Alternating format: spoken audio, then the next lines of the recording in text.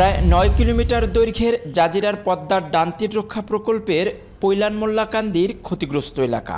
ভাঙনের তোড়ে ভেসে গেছে বালুভর্তি জিও ব্যাগ। রক্ষা পায়নি ডাম্পিংয়ের অপেক্ষায় থাকা কংক্রিটের সিসি ব্লকও। একই অবস্থা নদীর ভাটিতে প্রায় ২ কিলোমিটার এলাকা জুড়ে। সীমানা পেরিয়ে নদী ঢুকেছে লোকালয়ে। এতে বিলীন হয়েছে ২৪টি বসতঘর। ঠিকানা হারিয়েছেন অন্তত ৪৫০ পরিবার। নদী ভাঙনে ক্ষতিগ্রস্ত এলাকার বাসিন্দা খলিল তালুকদার। ঘামে ভেজা অর্থে ৫টি টিনের ঘর তৈরি করলেও চোখের পলকেই তা বিলীন হয়েছে নদীগর্ভে। সব হারিয়ে স্ত্রী আর সন্তান নিয়ে এখন ঠিকানাহীন খলিল তালুকদার। মাথা গোজার ঠাঁই না থাকায় ঘুরছেন পথে পথে। আধা ঘন্টার মধ্যে বাবা হয়ে গেছে, আধা ঘন্টা আগে নাই মাইকেন করা হয়েছিল। মাইকেনে মনে করেন মানুষজন নাই, আমার কিছুই দরকার নাই। কোয়ার মতো আমার কলজা খুলায় না বাবা। আমি ধরি না এম কোনো জিনিস আসল না। ৭০ বছর ধরে মনে করেন এই বাড়িটা করছি, কিন্তু মুখ ফাইটা যায়, কিন্তু কইতারি না। নাহলে আমার আল্লাহ এই ৫টা ৭টা ঘর থাকতে আসবো, আমি মানুষের ঘরে বাড়া কেন থাকবো। খলিলের মতো এমন আর্তনাদ পদ্মা সেতুর ভাটিতে 0 পয়েন্ট থেকে কাথারিয়া পর্যন্ত প্রায় ২ কিলোমিটার এলাকার হাজারো মানুষের।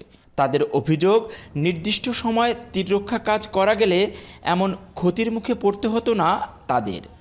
এখন যে অবস্থায় ভাঙতেছে, কোনো কাটালও লাগে না, কোনো কিছু লাগে না, ধাপ ধাপ পড়ে যাইতেছে। আমার ঘর নাই, দুয়ার নাই, জায়গা নাই, সম্পত্তি নেই, আমরা কেমনে মানুষের বাচ্চা খাইব? কোন পাথর তো আপনারা হালাইলেন, বস্তা তো আপনারা অনেক হালাইলেন, হালাইয়া তো আপনারা রাখতে পারলেন না। আর কাজের মতো কাজ তো আর আপনারা করেন নাই। করতেন যে তাহলে আমরা তো সর্বহারা হইতাম। যদি পাথর বস্তা আগে তো হালাই না থাকতো তাহলে কবরস্থান ভাঙতো না, আর এখানটা ১০০ বাড়িও গাঙ্গে নিত না। যথাসময় যদি এই প্রকল্পগুলা আমাদের জিও ব্যাগ ডাম্পিং ওদের কার্যক্রমগুলো যদি চালু করতো বা যথাসময় শুরু থাকতো, তাহলে আমাদের এই নদী ভাঙনে পড়তে হইতো না। পর্যাপ্ত পরিমাণ সময়ে ডাম্পিংয়ের কাজ না হওয়ার কারণে আমাদের এই ব্লকগুলো চলে গেছে। এই যে এতগুলা ব্লক যে নষ্ট হয়ে গেল বা পানিতে চলে গেল, এর দায়ভার কে নেবে? যেই বাঁধ আমাদেরকে রক্ষা করার কথা ছিল, আমাদের জন্য এত হাজার হাজার কোটি টাকা বাজেট করা হয়েছে আমাদেরকে রক্ষার জন্য, সেই বাঁধই আজকে বিলীন হয়ে যাচ্ছে।